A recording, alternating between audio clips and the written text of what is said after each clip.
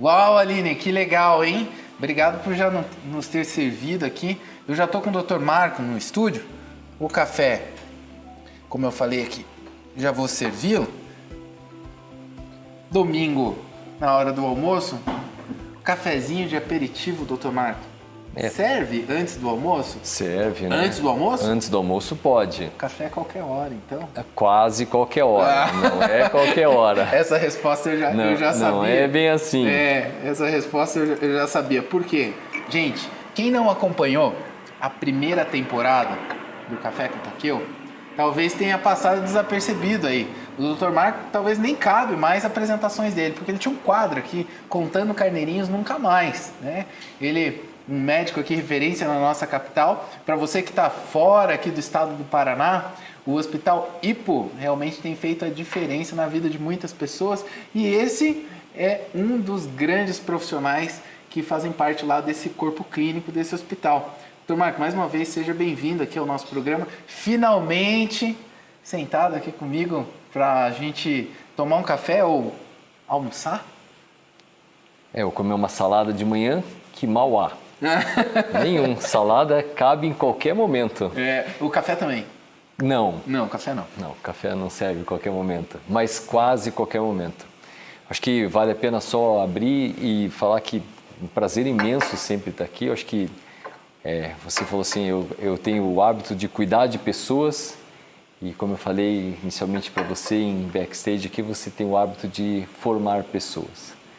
Então, o seu trabalho é muito lindo e me honra muito eu poder estar aqui representando o Hospital Hippo, representando a Universidade Católica e estando aqui com você. Então, obrigado imensamente. E a salada, ela sim cabe para qualquer momento. Olha aí.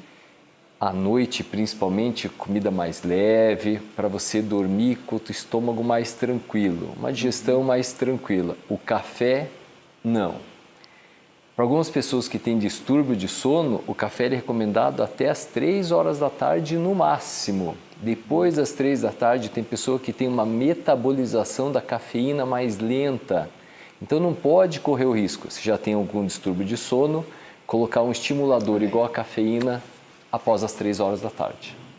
Dica importante. Bom, pessoal, eu desejo do fundo do meu coração que você tenha excelentes noites de sono. Afinal de contas, isso é muito importante para que você viva mais e melhor. Agora, eu falando de sono, estou aqui na tua presença. Qual que é a importância, até que ponto de fato o sono impacta nas nossas vidas, doutor? O sono é onde a gente tem a regeneração de todo o nosso organismo. 1/3 da vida, então, a gente vai passar dormindo. Por que Deus organizou isso nas nossas vidas? Por que a alimentação é tão preciosa? Por que o trabalho é tão precioso? Por que o sono é tão precioso? Uma noite bem dormida, ela tem uma capacidade de regeneração dos nossos órgãos, principalmente nosso metabolismo cerebral. Muitas vezes a gente tem problema de concentração durante o dia, de memória, às vezes a gente tem irritabilidade com os filhos, com a esposa, com pessoas do trabalho. E muitas vezes a gente acha que isso é uma coisa que começa a ser normal, natural do nosso dia a dia. Isso está envolvido com o sono. Coisas que a gente tem visto no Hospital Hippo, que tem preocupado muito a gente, são acidentes de trânsito com alterações de sono, principalmente com caminhoneiros. Isso é uma coisa que preocupa muito o nosso dia a dia. Hoje em dia o trabalho está cada vez mais exaustivo, as nossas estradas às vezes um pouco mais perigosas, e o trabalho que você tem que ter durante o seu dia para se preparar para o sono é muito importante. Às vezes as pessoas acham que é simplesmente ir para a cama e dormir. Não, durante o dia, Takeo, você tem que se preparar para o seu sono, para você poder ter um sono tranquilo, para poder se recuperar para o dia amanhecer melhor para você. Legal. Doutor, e o que é importante então ser observado para que se tenha uma boa noite de sono? Acho que o diagnóstico primeiro é se você tem algum distúrbio de sono durante o dia. Então, como eu falei, irritabilidade, perda de memória, criança com alteração de concentração na escola, isso é importante, criança que não cresce bem, você começou com alteração de açúcar no sangue, sua pressão arterial começou a subir, são situações que elas podem estar diretamente relacionadas com o sono. Então, quando a gente começa a fazer essas identificações, de começar a observar que algumas coisas na vida da gente, no cotidiano da gente começaram a se alterar, aquela informação daquela pessoa que dorme com você que fala assim, essa noite você roncou demais, essa noite você parou de respirar, tive que cutucar você à noite, comece a correlacionar se essas noites mal dormidas, onde você recebe às vezes a informação de alguém que dorme com você, não podem estar associadas com esses distúrbios que você tem durante o dia. Inclusive, Takeo, obesidade é uma coisa que está muito relacionado com distúrbio de sono. E capacidade que às vezes você tem de fazer atividade física que não consegue, de perder peso que você não consegue, pode estar também relacionado com a alteração do sono. Ok. Doutor, em relação ao estresse, né? As pessoas que têm ou está enfrentando algum problema emocional, fazer uso de remédio para ter uma noite de sono, isso é apropriado? Não é? Quais os remédios que estão sendo utilizados de forma inadvertida, se assim acontece? Essa pergunta eu acho que é uma das mais importantes que a gente tem que embasar aqui, e isso é muito importante, tá? Que eu fui muito feliz. A medicação, ela é extremamente importante, mas ela não pode fazer parte da sua rotina de todas as suas noites. As medicações que são implementadas hoje para você conseguir induzir o sono ou para você manter o sono, elas são de uso curto. A pergunta está aqui muito importante. Vou falar de uma medicação em específico que é muito receitada hoje no mercado, que a droga se chama Zolpidem. O Zolpidem é uma medicação que ele serve tanto para induzir o sono, é a mais vendida do mundo hoje, quanto para induzir o sono, quanto para manter o sono. As pessoas tomam essa medicação e ela tem 2 efeitos adversos extremamente graves. As pessoas elas acordam no meio da noite com sonambulismo para comer. Elas comem no meio da noite. Elas podem sair de casa no meio da noite com o sonambulismo que o Zolpidem faz para esses pacientes.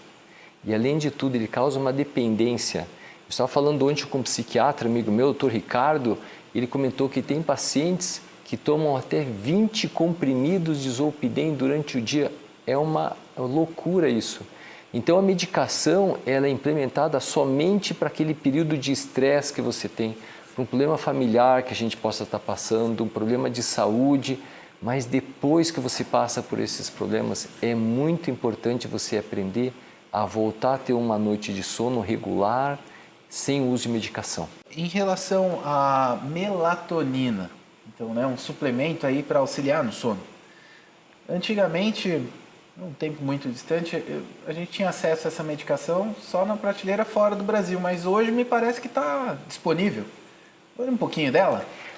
A melatonina, ela é um hormônio que a gente tem dentro da gente. É o hormônio que faz com que você comece o sono e mantenha o sono. Então, antes de entrar na droga como uma questão de suplemento, eu vou voltar ao que eu preciso fazer para ela, no meu organismo, se tornar mais ativa. Por que eu vou começar com uma medicação se eu posso tomar alguns cuidados que faz com que a medicação ela se torne, o meu hormônio ele se torne mais ativo? Quer ver? O uso do celular à noite. O celular ele tem uma luz. Essa luz azul do celular, ela realmente faz o quê? O nosso cérebro, ele capta essa luz azul e ele fala lá dentro do meu órgão que secreta a melatonina, que fala assim, nossa, é dia ainda, ele não vai dormir.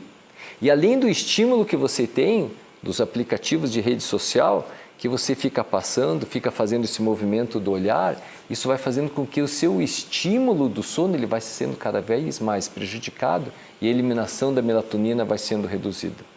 Então, o que você tem que ter? Um quarto escuro e na hora de dormir a concentração. Aí que vem muito importante a oração. Na hora que você vai dormir, se concentrar, agradecer a Deus por tudo que aconteceu na sua vida, pedir para que amanhã você tenha uma nova oportunidade e essa concentração que você tem que ter longe de aparelhos eletrônicos é que faz com que a melatonina no seu corpo seja secretada. Porém, você pode fazer uso de melatonina também, mas ele não é tipo uma medicação que você pode tomar à vontade. Novamente, qualquer tipo de medicação, de suplemento que você faça, como a melatonina, ela pode manter o seu sono. E ela tem um efeito adverso que é importante vocês saberem, que é pesadelo. Melatonina é um dos principais efeitos adversos que você faz, é ter pesadelo. O sono fica muito profundo e você começa a ter sonos com pesadelos. Então, esse é um efeito adverso. Por isso que a dose de melatonina sempre é a mais baixa possível. Comece com doses pequenas, nunca com miligramas muito mais altas. Sempre pergunte para o seu médico qual a dosagem inicial que eu posso fazer, e qualquer medicação que você for fazer para o seu sono, são 2 perguntas: a dose inicial e como eu faço para parar essa medicação quando eu sei que não preciso mais dela. Olha aí, muito bom. Doutor, em relação à qualidade e quantidade de sono, seguindo esse parâmetro, qual o mais apropriado ou qual a faixa que a gente deve adotar? Quantidade de sono e qualidade. Você só faz pergunta de congresso, né? Isso aqui virou um congresso médico, né? As perguntas são só científicas, né? Então vamos lá, isso é uma coisa muito interessante, qualidade e quantidade. O que interessa? Muitas vezes a regra que a gente tem de informação geral é que você tem que dormir 8 horas. Mas tem pessoas que a gente chama que dormem menos. Tem pessoas que dormem 5, 6 horas por noite. Tem pessoas que precisam dormir 10 horas. Tem pessoas que não conseguem trabalhar à noite, que precisam do sono noturno para poder ter um dia bom. Tem pessoas que conseguem dormir de dia e conseguem trabalhar à noite.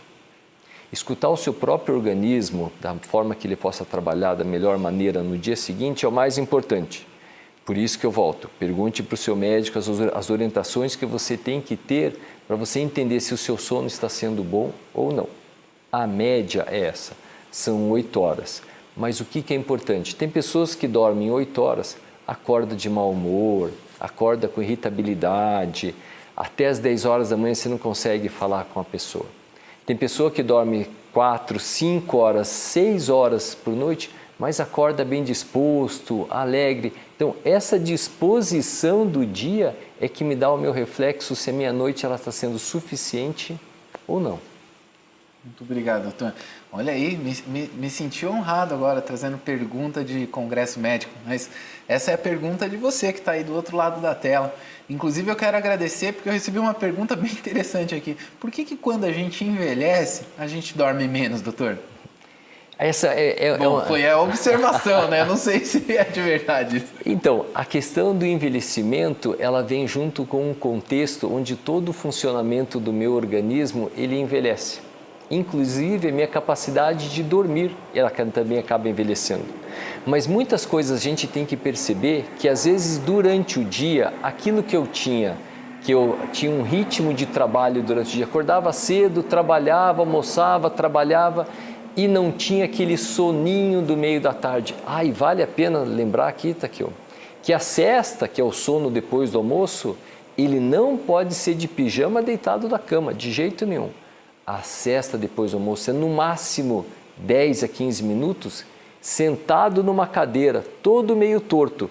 Porque se você dorme muito bem à tarde, logo depois do almoço, de cama, de pijama, isso vai te comprometer no sono lá à noite. Então a siesta é rapidinha, 15 minutos deitado no sofá, numa cadeira, tudo meio torto. É esse que é o sono recuperador noturno. E quando a gente vai envelhecendo, a gente já consegue às vezes ter um pouco de mais de flexibilidade nos horários, dorme um pouquinho mais à tarde, não faz tanto uma atividade física. Como você não compromete tanto o seu organismo, o gasto de energia acaba sendo menor, você não tem aquele organismo cansado à noite para poder estender um pouco mais o seu sono. Essa pergunta em cima do que você falou, da siesta, me fez lembrar o pessoal lá do norte do Brasil, inclusive. Um beijo aí para vocês de Belém do Pará, você que é do norte do Brasil. Eu fui numa cidade do interior que era Igarapé-Açu. E na hora do almoço, a gente foi procurar um restaurante para almoçar e tava uma plaquinha, fechado para almoço. E depois do almoço, do rapaz lá de Igarapé-Açu, ele ainda tirava uma siesta. Mas enfim, só para descontrair, eu não sabia que a cesta tinha que ficar sentado e nessa posição desconfortável. Realmente faz todo sentido. Então, é recomendável, mas na medida certa, com um equilíbrio, como tudo na nossa vida, né, doutor? Como tudo na nossa vida. Aqui tem uma pergunta que voltou, na verdade o Contando Carneirinhos Nunca Mais teve uma pergunta dessa e vamos trabalhar mais uma vez. Café, depois das 6 horas, já entendi que o apropriado é a gente suspender. Isso aí. Bebida alcoólica, aquele happy hour, aquele jantar com vinho, uma cerveja para a pessoa relaxar e ter uma noite de sono, ou depois de uma semana de trabalho exaustivo, a pessoa procura o uso do álcool, talvez para descarregar o estresse e ter uma noite de sono. Faz sentido isso ou não? Nenhum, Takeo. E agradeço demais essa pergunta, porque isso é uma das coisas que a gente escuta, infelizmente, muito no consultório. Bebida alcoólica nunca é saída para nada. Nunca é saída para nada. Às vezes a pessoa fala assim, não, eu vou beber para relaxar e para dormir melhor. É o contrário. A ingestão de álcool noturna, ela faz com que você tenha uma indução de sono maior, mas ela quebra seu sono. Então a pessoa, ela toma bebida alcoólica e ela faz com que o sono dela, ela adormeça mais cedo porque ela bebeu. Porque o álcool faz um relaxamento. Só que o que acontece com o ciclo do sono, o álcool faz com que você acorde no meio da noite. E às vezes já acorda, às vezes meio de ressaca. A preocupação que a gente tem e vê muito no consultório hoje em dia é que os pacientes, o que eles começaram a fazer? Começaram a beber mais álcool. Ele fala assim, se eu tomo uma taça de vinho, eu durmo, mas eu durmo ali, acordo 2, 3 horas da manhã. Então, se beber 2 ou 3 taças, eu acho que eu vou estender um pouco mais. O álcool nunca é saída para nada. Nunca é saída para nada. Nem para os momentos de alegrias e nem para os momentos de tristeza. E muito menos trabalhar com álcool como um indutor do sono, achando que isso você está fazendo a coisa certa. Nunca vá por esse caminho. O álcool realmente está aqui uma coisa extremamente importante, que sim, ela pode ser usada de maneira relaxante, você pode tomar lá uma tacinha de vinho, um copinho de cerveja, mas não imaginar que isso vai lhe fazer bem ao ponto de que isso vai melhorar o seu sono. Pergunta sensacional. Nunca tenha essa conduta. Muito bem, doutor. Em relação ao que tem de mais moderno, então, para auxiliar a gente ter uma noite de sono reparadora, em termos de diagnóstico, tem algo diferente? Eu acho que a pergunta é muito boa porque vem a questão do diagnóstico. Quem é você? O que você precisa? Como que você sabe o que você precisa? Como você sabe se você está dormindo bem ou não? Então, a consulta com o médico otorrinolaringologista, ele já tem essa indicação e o exame que a gente faz, que é a polissonografia, é um exame que você dorme na clínica e a gente consegue mapear toda a sua onda de sono. Nós temos 4 grandes períodos do sono. O sono que faz com que a gente descanse mais, que a gente chama que é o sono REM. Observe sua criança dormindo em casa. Quando ela está dormindo, aquele sono profundo, você vê os olhinhos dela mexendo, lá está com o olhinho fechado e está mexendo. Aquele é o sono profundo. Lembra que você acorda, nossa, até sonhei, essa noite dormi bem, até sonhei. E você começa a perceber que no seu dia a dia você começa a não lembrar muito dos seus sonhos. Então, a polissonografia, ela monta para a gente a arquitetura do seu sono. Com isso eu consigo fazer o diagnóstico do problema que você pode ter ou não nas suas noites de sono.